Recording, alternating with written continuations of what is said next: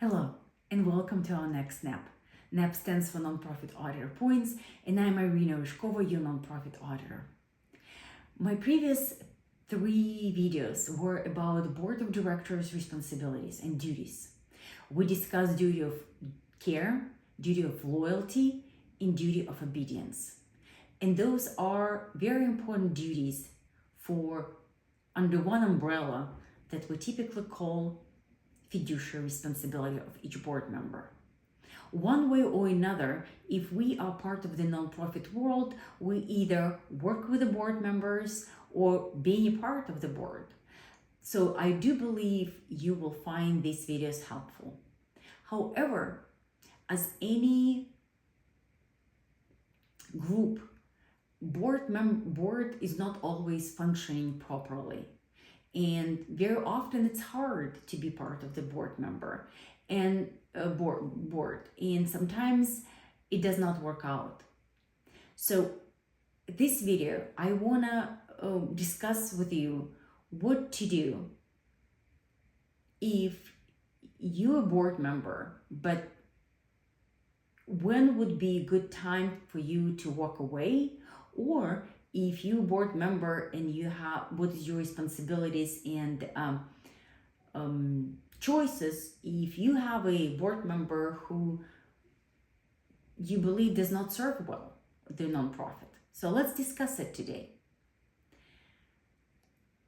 I call this video when it's time to resign, and what every board member should to know. So probably I would say that in my practice, I've seen many cases when the board members asking me, what should we do? What should I do? And all these questions typically arrive when the board member see red flags. And as a board member, if you see a red flag, you have many choices. You can raise concern internally, you can invite consultant to educate the board and maybe mediate the process. But if you constantly shut down and you tired of making board to hear your point, maybe resignation is the only option to protect your integrity. If the board, so I would say if a board is violating bylaw, is the board approving improper transactions, if the board failing to hold meetings, if the board disregarding conflict of interest policy, if the board refusing to change, you may need to walk away. We also have to remember that if you are silent, it implies consent. So walking away, if you truly believe everything that the board is doing right now, majority of the board is doing right now, is not aligns with your understanding of duty of care, loyalty, obedience, maybe the only solution for you to walk away. This way you at least can protect you personally from any exposed risk. If the organization starts shifting away from its mission and it's no longer support the ideas for what you joined the nonprofit, and the actions nonprofit taking might be harmful, maybe it's time to step away. Because when the board making decisions, they act as a group. And even if you voting against, so the decision was made and you were part of that decision. Also, from personal experience, I understand that it could be very challenging from the board members constantly fighting with the group. That would not be healthy for that individuals and for the group and for overall success of the board. The board culture should be not toxic, without gossip, without bullying, without power struggles. If such symptoms arise, again, hopefully president and other leadership of the board can make a wise decision and have a mediation and invite consultant to explain what the board responsibility and what the board members can and cannot do.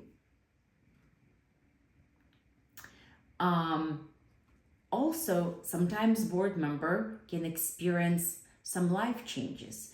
Maybe board member can have an expanded family, elderly parent to take care of, some professional responsibilities or other life events that will require board members to resign.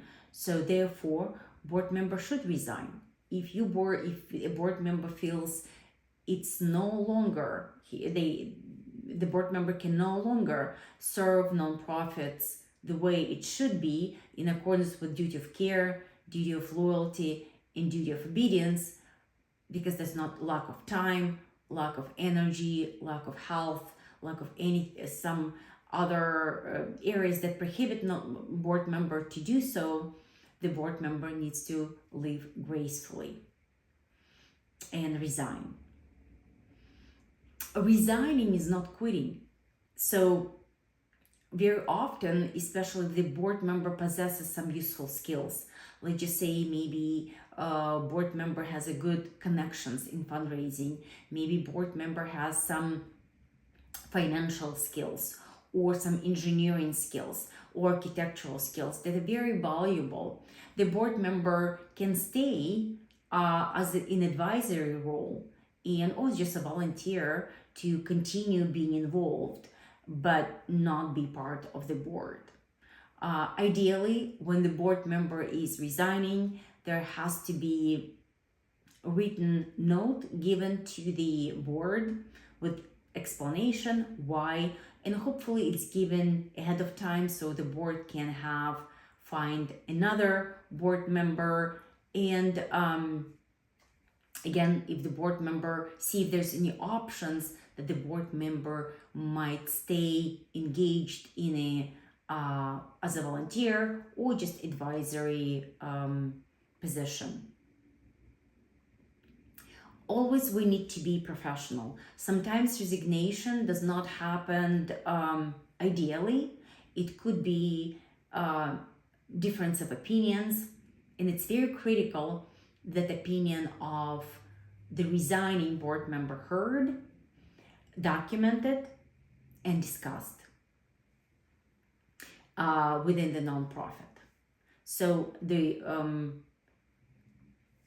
But if you are resigning because of ethical or legal concern, consider submitting a confidential memo to the full board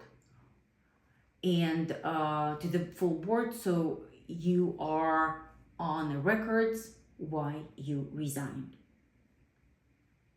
You taking risk, your personal risk from any future board decisions. Now, board members can also be fired. I've never seen in my practice when a board member was fired, but again, if the organization bylaw allows to fire a board member, it can be. Again, it needs to be done in accordance with bylaws. Most nonprofits include a clause of board member removal. It typically requires a vote of the board. Sometimes it's a 2/3 majority of the board needs to voting because it's a big decision. Common grounds for the board member to be removed: it's violating of conflict of interests, missing too many meetings, engaging in a conduct that harms nonprofit, breaching confidentiality, or not fulfilling fiduciary duties. So as you can see, all these reasons, if pretty much board member does not follow duty of care, duty of loyalty, and duty of obedience. So example, if the board member repeatedly leaks any confidential information to outside organization, and the board member can be voted and be removed. However, it is critical, even if board member have done something incorrect, due process needs to be in place. What it means that the procedures that outline in bylaws needs to be followed, needs to be voted by the board. It needs to be documented.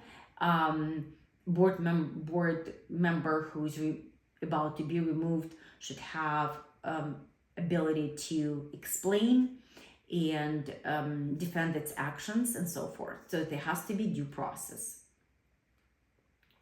And the board needs to make sure that there is avoid retaliation. Board must be careful not to fire somebody just because somebody has a tough questions. It's a part of the governance. Board members should ask tough questions.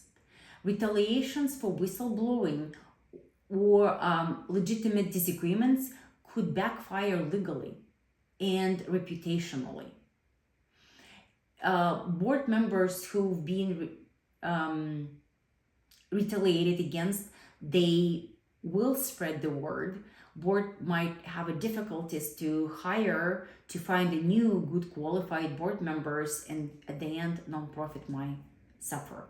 And again, we have to remember, regardless of whether board member is fired or resigned or quitting, hopefully it's all done civil, professional, and graceful. To be a board member and to act as a governance, as a group, it's not easy, and conflicts always will exist.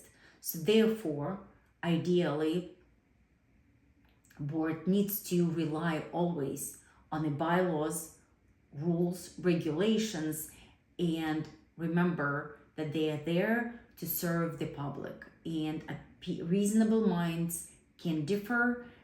The board is only as great as there is difference of opinions, so we should appreciate the differences, we should appreciate different views, and we should encourage people to speak. So that makes board stronger and healthier. Thank you so much. Hopefully you enjoyed this video, and thank you for listening. Be safe and have a wonderful day.